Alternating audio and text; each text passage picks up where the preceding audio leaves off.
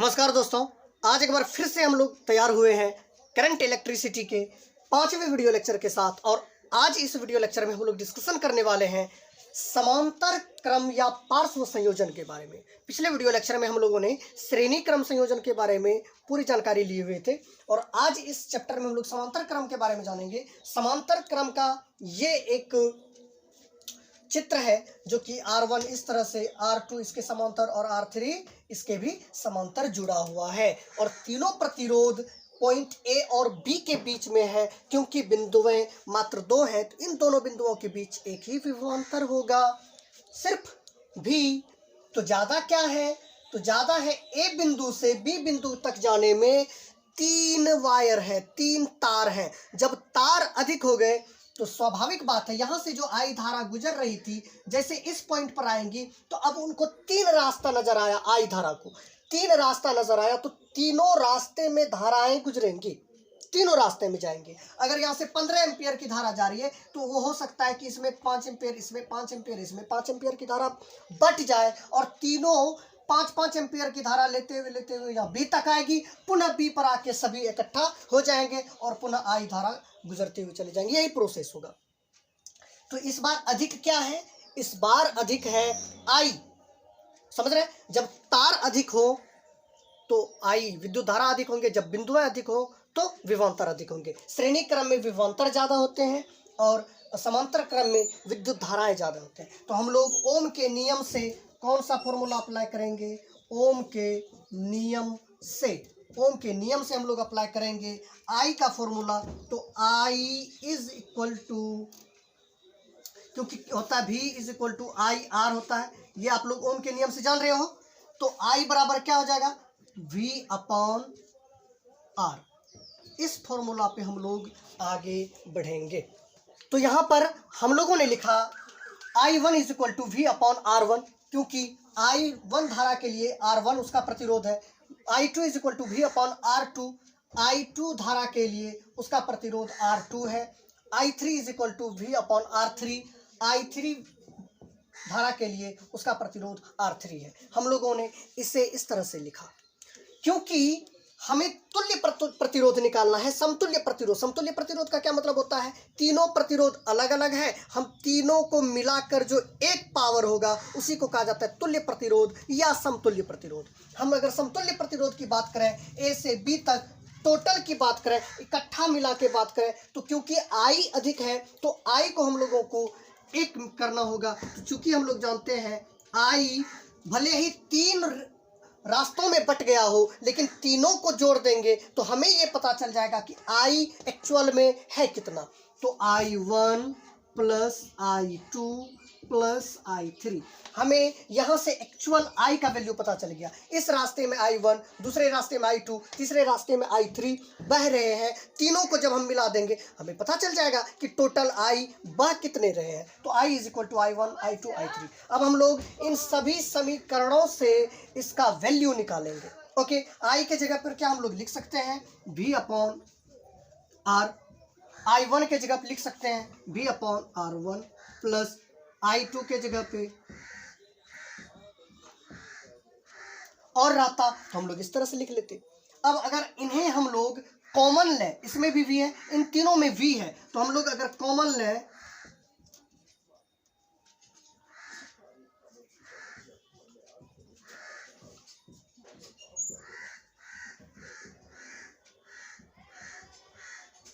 इस तरह से कॉमन लें तो V और V कट जाएगा। तो हमें फाइनली फॉर्मूला क्या प्राप्त होने वाला है? 1 upon R is equal to 1 upon R1 plus 1 upon R2 plus 1 upon R3। अगर यही चीज ज़्यादा हो Rn तक, ये हमें फाइनल फॉर्मूला प्राप्त हो गए।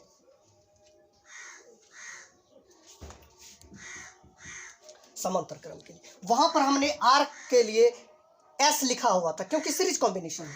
यहाँ पर ये पैरेलल कॉम्बिनेशन है तो हम लोग यहाँ पर लिख सकते हैं RP इस तरह से, ताकि हमें पता चले कि ये पैरेलल कॉम्बिनेशन है। और ये देखिएगा समांतर क्रम में क्या होता है? व्युत्क्रमों का योग होता है। समझ रहे हैं? जितना प्रतिरोध रहे सभी प्रतिरोधों का व्युत्क्रम मतलब उल्टा कर देना है, उन सभी को जोड़ दीजिए तो समांतर क्रम निकल जाएंगे और श्रेणी क्रम में उसका साधारण जैसे प्लस होता है वैसे प्लस कर देंगे। ओके, इनका फॉर्मूला याद रखेंगे, न्यूमेरिकल्स में आपको काम आने वाला है, नोट कर लीजिए या फिर स्क्रीनशॉट ले लीजिए।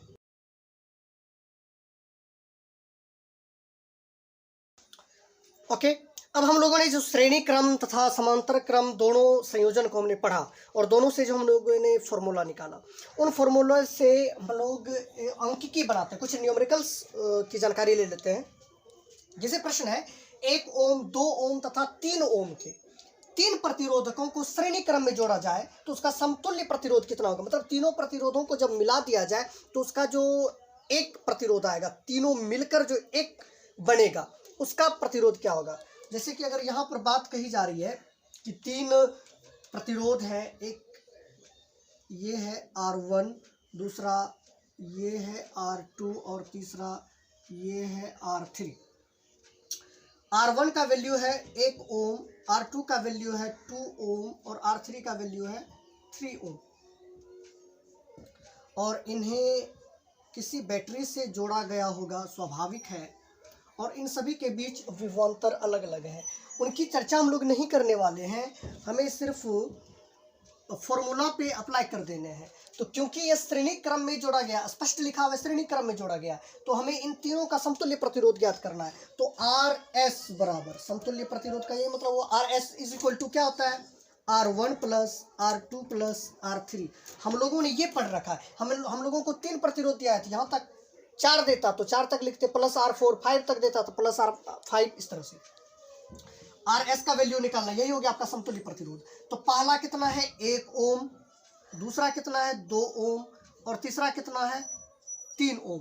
तो तीनों को जोड़ दें, 3 3 6 ओम, आपका समतुल्य प्रतिरोध निकल कर आ गया 6 ओम। यही है आपका आंसर।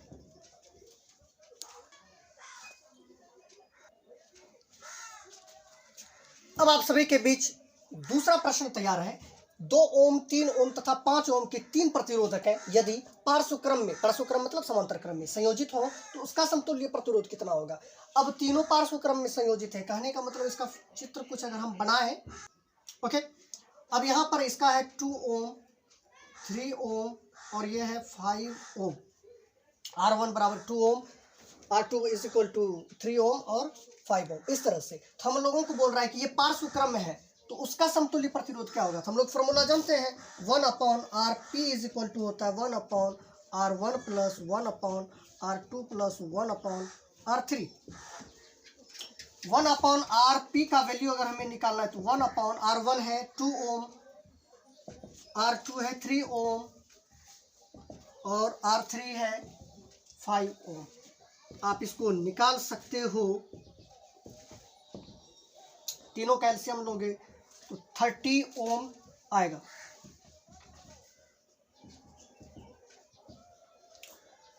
तो 1/RP बराबर कितना हो जाएगा, तीनों जुटकर 31/30 ओम। यहां तक समझे।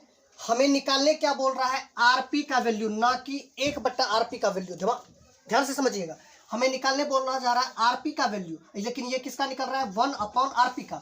देखिए अगर हमें आरपी का वैल्यू निकालना है तो या तो आप क्रॉस मल्टीप्लाई करके आरपी का वैल्यू प्राप्त कर सकते हो, या फिर एक सीधा सिस्टम है, आरपी को ऊपर कर दीजिए तो 1 नीचे हो जाएगा, उसी इधर चेंज करोगे तो इधर भी चेंज होगा, 30 को ऊपर कर लेंगे 31 नीचे हो जाएगा। इस सिस्टम को ले जाइए तो आरपी बराबर आपका आंसर निकलेगा 30 ओम डिवाइडेड बाय 31, या आप इसी को कह सकते हो लगभग में, अगर कटाए तो 1 आ सकता है लेकिन आएगा नहीं, लगभग में 1 आंसर आपका आ सकता है। यही था आपका समतुल्य प्रतिरोध। तो दोस्तों आज की क्लास में हमने समांतर क्रम संयोजन तथा कुछ न्यूमेरिकल्स को हमने आज अध्ययन किया।